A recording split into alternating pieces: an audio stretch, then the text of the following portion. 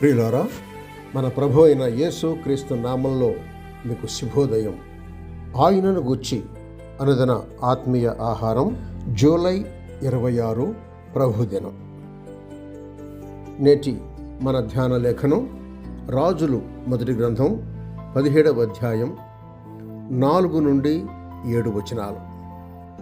ఆ వాగు నీరు నీవు త్రాగుదువు, అచ్చటికి నీకు ఆహారము తెచ్చినట్లు నేను కాకోలములకు ఆజ్ఞాపించితిని అని అతనికి తెలియజేయగా, అతడు పోయి యెహోవా సెలవు చొప్పున యొర్దానునకు ఎదురుగానున్న కెరీతు వాగు దగ్గర నివాసము చేశాను. అక్కడ కాకోలములు ఉదయముందు రొట్టెను మాంసమును, అస్తమయముందు రొట్టెను మాంసమును అతని ఎదుగు తీసుకుని వచ్చుచుండెను. అతడు వాగు నీరు త్రాగుచూ వచ్చెను. కొంతకాలమైన తరువాత దేశములో వర్షము లేక ఆ నీరు ఎండిపోయాను. వ్యాఖ్యానాంశం: కెరీతు వాగు దగ్గర ఏలియా. చివరి భాగం: అతడు ఎదుర్కొన్న పరీక్ష.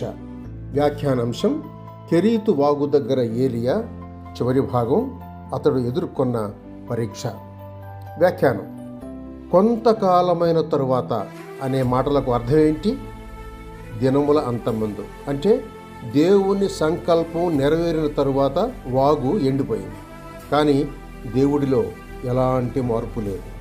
నీ వాగు ఎండిపోయిందా? ఆరోగ్యం క్షీణించిందా? నీ ప్రియులు ఎవరైనా మరణించారా?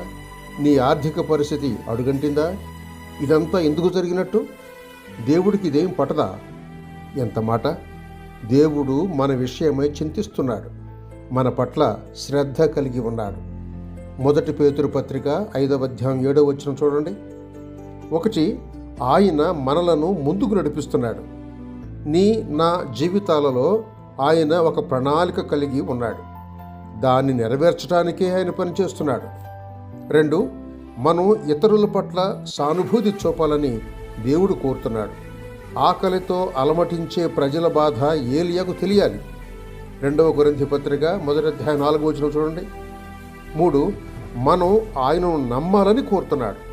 అందుకే ఆయన వాగు ఎండిపోయేలా చేశాడు. ఎందుకంటే మన సమస్తం ఆయనలో చూడాలని, ఆయనపై ఆధారపడాలని, ఆయన అనుగ్రహించే వనరులు బహుమానాలపై కాక ఆయనపైనే ఆధారపడాలని కోరుతున్నాడు.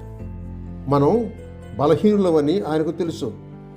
ఆయనలో బలపడుతూ ఆయన నిత్య రాజ్యాన్ని ఎదురు చూడాలని ఆయనను జ్ఞాపకం చేసుకోవాలన్న ఆజ్ఞను ఇచ్చాడు.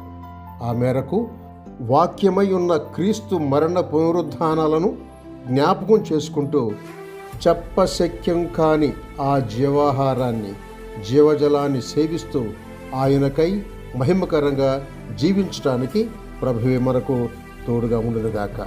శుభములతో వందనాలు.